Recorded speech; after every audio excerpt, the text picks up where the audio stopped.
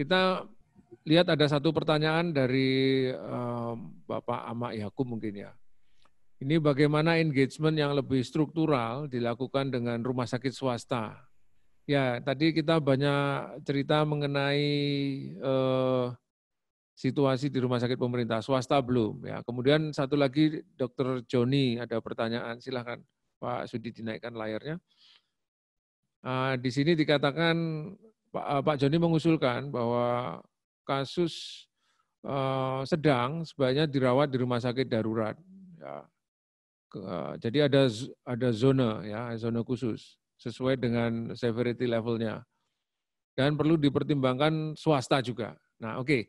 Kita ingin komentar dari Bu Trisa, Bu Ses, kemudian dari Pak Yuli, kemudian juga dari Pak Agus, Dr. Sali, dan nanti Pak Rukmono kaitannya dengan dua statement ini. Yang pertama swasta dan bagaimana kita menyiapkan satu Fasiankes yang memang sesuai dengan levelnya. Jadi dedicated tapi by level. Ya, silakan Bu Trisa. Mungkin yang swasta untuk Bu Trisa. Ya, terima kasih untuk Pak Ahmad. Saya kira dengan situasi saat ini, saya kira semua elemen masyarakat memang sangat dibutuhkan untuk bisa bersama-sama berkolaborasi. Lalu bagaimana dengan rumah sakit swasta?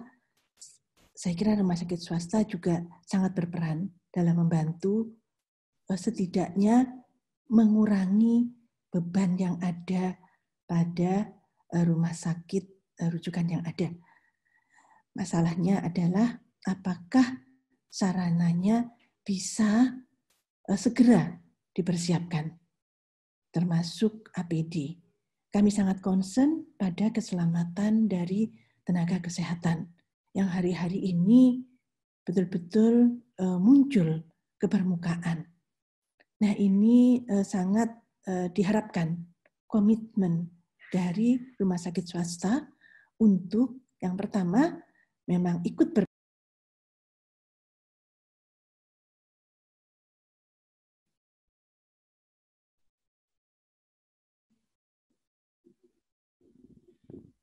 Mungkin mic-nya di mute itu, Dok Bu Ses, bisa dibuka lagi mic-nya. Ya. Ya.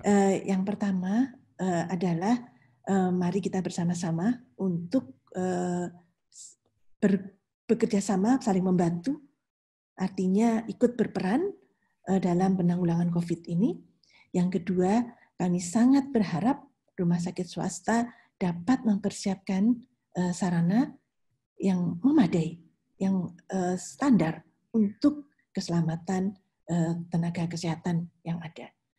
Kalau tadi disebutkan penolakan, saya kira saatnya kita sekarang meningkatkan sarana yang ada agar rumah sakit bisa melakukan perawatan juga.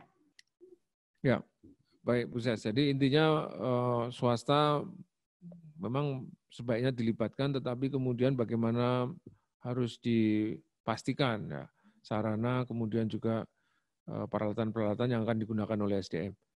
Baik, berikutnya kepada Pak Yuli. Di Jawa Tengah banyak sekali rumah sakit swasta, Pak, ratusan jumlahnya. Ya. Jadi di Jawa Tengah itu ya. Jadi dari 298 rumah sakit di Jawa Tengah itu 65%-nya itu rumah sakit swasta. Jadi rumah sakit pemerintah pusat, provinsi, daerah, TNI, Polri itu jumlahnya hanya 35%. Jadi sebenarnya mayoritas malah rumah sakit swasta, ya. Lalu dalam menangani ini kedaruratan kesehatan kita ini, partisipasi rumah sakit swasta banyak sekali. Memang belum semuanya, tapi sudah semakin banyak. Dan saya memberikan kesempatan pada Bupati Wali Kota untuk menetapkan seluruh rumah sakit swasta di daerahnya masing-masing atau pemerintah di daerah masing yang belum masuk ke lini 1 dan 2 dan mempunyai kemampuan di dalam perawatan itu di SK-kan oleh Bupati Wali Kota, dan ini sudah hampir semua Bupati Wali Kota sudah meng-SK-kan ini. Jadi sebenarnya sudah cukup banyak yang masuk. Lalu terkait dengan bagaimana untuk kasus ringan dan sedang ya di rumah sakit darurat, ya memang kita harus mempunyai skenario semacam itu ya, karena kita tidak akan mungkin semua PDP yang dirawat itu di ruang isolasi, itu nggak akan mungkin, nggak akan cukup ya jumlah kita, apalagi tadi dalam suatu kondisi terjadi ledakan kasus yang cukup banyak dan tinggi tersebut ya. Tetapi sebenarnya tidak harus di rumah sakit darurat, tetapi juga di rumah sakit yang ada sekarang ini, betul-betul rumah sakit, bukan rumah sakit darurat. Tetapi kita gunakan misalkan satu blok, ya, satu blok dari rumah sakit itu seperti misalkan di rumah sakit Karyadi, ya, itu kebetulan setting gedungnya itu kan blok-blok gitu, itu ada satu blok yang nantinya bisa digunakan untuk merawat khusus untuk COVID ini. Lalu juga di rumah sakit daerah, ini juga kita siapkan. Apabila diperlukan, sudah menyiapkan blok-blok sendiri, tetapi apabila diperlukan, bahkan akan kita kosongkan semuanya rumah sakit pemerintah, khusus untuk merawat COVID-19 ini.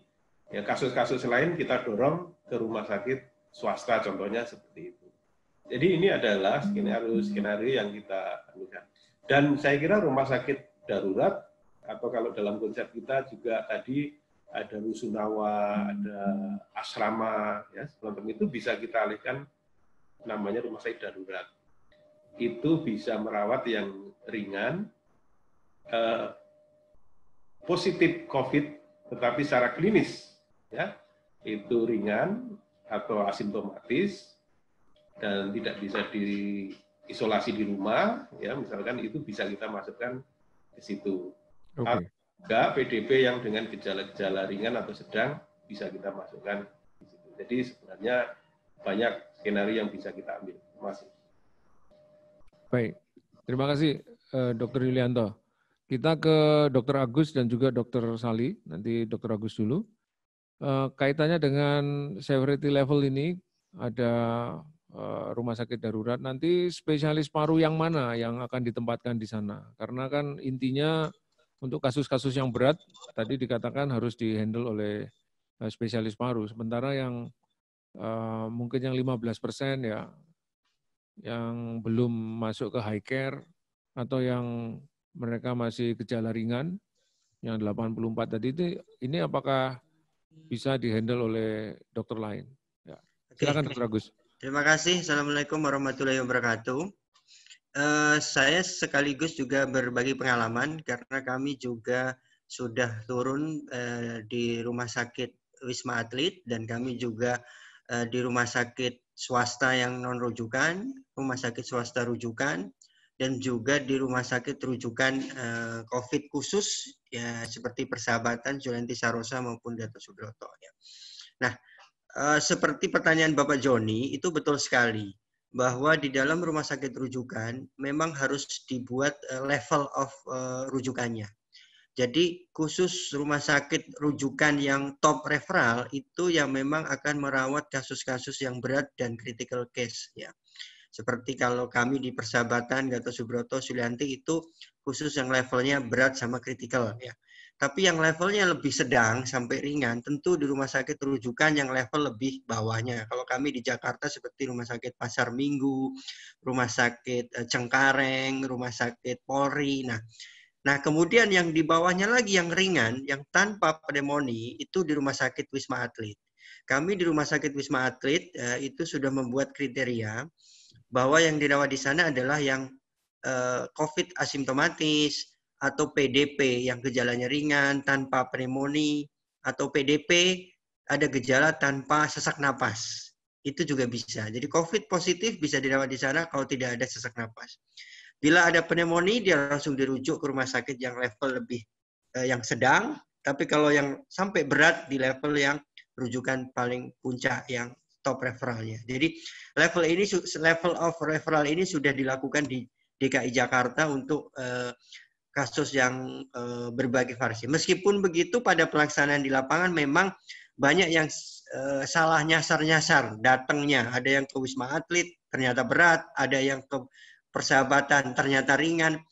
Jadi sistem rujukan ini juga harus dikelola. Harusnya dikelola lebih matang. Mungkin kalau di daerah sistem seperti ini lebih mudah di pengelolaannya nanti. Sistem rujukan satu pintu di daerah mesti harus dibuat yang kuat supaya nanti mana yang ke rumah sakit darurat yang gejalanya ringan, mana yang rumah sakit sedang gejalanya lebih sedang, dan mana yang rumah sakit yang referral paling tinggi yang gejalanya berat. Secara garis besar seperti itu. Nah, bagaimana peran dokter paru di rumah sakit darurat? Nah, kami berperan sebagai bukan secara penuh sebagai DPJP. Sebagai gambaran, pasien kami di Rumah Sakit Wisma Atlet itu 400 ya, teman-teman, 400. Dan itu nggak semuanya kita harus yang memvisit. Sebagai lini ke depan, itu adalah dokter GP yang sudah kita latih, kita training untuk melakukan visit kepada pasien-pasien tersebut, terutama yang ada keluhan. Begitu kami melakukan visitasi 1 hari itu dalam waktu sekitar 4 jam, khusus untuk kasus-kasus yang memang level sedang. Kalau yang asimptomatik biasanya nggak kita lihat. Itu menjadi teman-teman dokter umum. Ini pengalaman di Wisma Atlet, meskipun begitu masih kita manage bentuknya seperti apa. Nah, biasanya nanti kalau di dalam visit kita temukan ada perubahan gejala menjadi lebih berat, ada sesak napas, kita akan segera refer ke rumah sakit yang level lebih atas secara gambaran. Secara garis besar seperti itu. Ya, baik Dr. Agus, terima kasih. Untuk Dr. Sali, anggota PAPDI 3.500 dan mungkin banyak juga yang di rumah sakit swasta gitu. Apakah anggota PAPDI bisa di-encourage untuk mendorong rumah sakit swasta bisa lebih aktif berperan? Silakan Dr. Sali. Ya, terima kasih Pak Andre. Jadi ini juga menyambung yang tadi disampaikan Dr. Agus. Mungkin kalau untuk Jakarta, Jabodetabek kan rumah sakit swasta banyak sekali ya. Ini juga kami ingatkan untuk teman-teman yang ada di sana, teman-teman internis maksud saya, untuk mereka siap kalau memang ternyata ada kasus yang ke sana dan kebetulan mungkin dokter parunya tidak ada atau mereka bergantian, karena sekarang ini kan kita harus hemat-hemat energi nih. Kalau untuk di Jakarta sendiri mungkin masih banyak ya Dokter Agus yang anggotanya banyak, tapi kalau udah ke pinggiran nih, udah agak ke Banten aja, dan apalagi lebih jauh lagi, kami paling senang kalau saya menyampaikan ke anggota, apakah di rumah sakit pemerintah atau rumah sakit swasta, kalau misalnya ada dokter paru dengan internisnya bersama-sama, mereka mungkin bisa gantian. Jadi efisiensi tenaga juga, karena kan kita nggak tahu ini sampai kapan.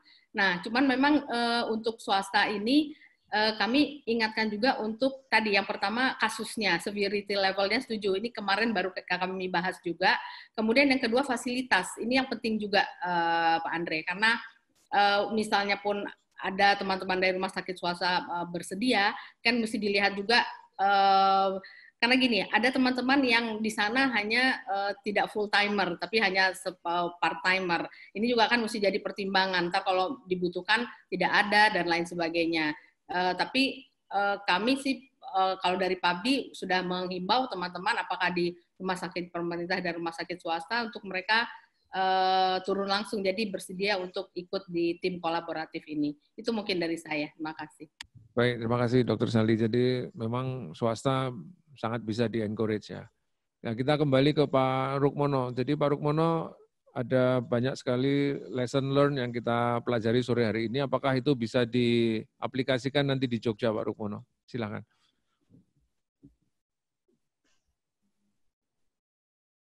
Rangkul semua potensi yang ada itu untuk bisa kita kolaborate sehingga bisa melakukan pelayanan yang tadi bisa lebih efisien dan tidak tidak menyusahkan semua orang. Jadi saya kira model di Jogja ini agak berbeda dengan Jakarta dan mungkin model yang akan kita terapkan itu insya Allah cocok. Dan terima kasih masukan-masukannya tadi. Jadi kita lalu menjadi lebih banyak jejaring, termasuk nanti juga kita harus merangkul relawan-relawan, termasuk peserta didik dan sebagainya kalau itu untuk level komunitas. Jadi saya kira rumah sakit itu bisa menurun bebannya kalau keberhasilan di komunitas itu bisa dicapai seperti itu. Kira-kira gitu Pak Andreas. Baik, Terima kasih Dr. Rukmono. Jadi Ibu dan Bapak, karena waktu kita harus berhenti sampai di sini, tetapi sore hari ini kita memikirkan untuk melanjutkan diskusi dan juga ada beberapa action plan. Misalnya tadi yang menarik data yang sudah disampaikan oleh Bu Ses, Bu Trisa, ada data yang sudah dikaitkan dengan peta dan juga dikaitkan dengan Fasiankes. Nah, jika data ini bisa kita lihat bersama-sama, tentu sangat memudahkan perencanaan. Kemudian yang kedua, Dr. Yuli tadi menyampaikan bahwa ada 65% rumah sakit di Jawa Tengah ini akan diberdayakan. Nah, tentu sangat mengurangi nanti inflow pasien yang misalnya ke Jogja, Jawa Tengah Selatan tadi, karena kami lihat di datanya Pak Yuli, Klaten ini termasuk yang tinggi, ya, dan itu hanya Klaten berbatasan dengan Jogja. Nah, kemudian dari Dr. Agus, banyak sekali yang sudah dikerjakan, dan apakah nanti kita bisa kolaborasi, artinya materi-materi training, kemudian juga TOT yang sudah dikerjakan, apakah bisa kita posting di web, sehingga banyak yang bisa mengakses, dan kita bisa support untuk webnya. Sama juga dengan Dr. Sali yang sudah membuat banyak webinar, apakah ada rekamannya sehingga kita bisa melihat atau itu sudah diposting di web PABDI, nanti kami akan link sehingga makin banyak yang bisa mengakses dan menggunakannya. Karena sampai saat ini menurut Bu Ses tadi yang paling penting adalah training. Ada Bu Sali juga menyampaikan refreshing ya untuk tenaga, karena mungkin banyak anggota dari PABDI yang sudah lama meninggalkan penyakit infeksi dan fokus ke penyakit yang lain, namun pada saat ini karena gerakan Dokter Semesta tadi mereka diminta untuk menjadi anggota kolaboratif. Dan terakhir dari Dr. Rukmono, model sentralisasi dan juga model ring the bell tadi menjadi satu konsep juga yang mungkin akan kita lihat bagaimana perkembangannya, dan kami tentu mohon support dari Bu Ses dan juga Bapak Ibu Ketua Perhimpunan, ya, ketika nanti kami harus misalnya meningkatkan kapasitas dari dokter-dokter yang ada. Nah, jadi kesimpulannya kita sampai pada satu konsep bahwa untuk memenuhi kebutuhan SDM ada 3 langkah yang harus dilakukan, yaitu rekrut, kemudian langkah kedua adalah train, baru nanti yang ketiga kita deploy. Jadi jangan sampai kita deploy tanpa di-train, dan jangan sampai kita train tapi juga tidak di-deploy, karena ini juga tidak efisien dari sisi biaya. Jadi saya kira model rekrut, train, and deploy ini harus kita kembangkan, dan harapan kami melalui diskusi ini kita masih bisa terus berkomunikasi, berbagi materi, dan kita bisa tampilkan di dalam website kita bersama-sama. Jika nanti Bapak dan Ibu membutuhkan support untuk mengembangkan website, kami dari PKMK UGM siap untuk membantu. Jadi akhirnya saya ucapkan banyak terima kasih kepada Dr. Trisa, Ibu Ses, kemudian juga kepada Dr. Yulianto, Pak Kadinkes, Dr. Agus, Ketua PDPI, kemudian juga Dr. Sali, Ketua PABDI, Pak Rukmono, Pak Darwito, Dr. Joni, Pak Ama, dan semua Bapak dan Ibu yang mengikuti. Semoga diskusi kita yang cukup panjang ini, hampir 2 jam, bisa bermanfaat dan bisa kita terapkan di lapangan untuk menahan laju COVID-19 yang sedang kita hadapi sama-sama di seluruh dunia. Akhirnya saya ucapkan banyak terima kasih dan wassalamualaikum warahmatullahi wabarakatuh.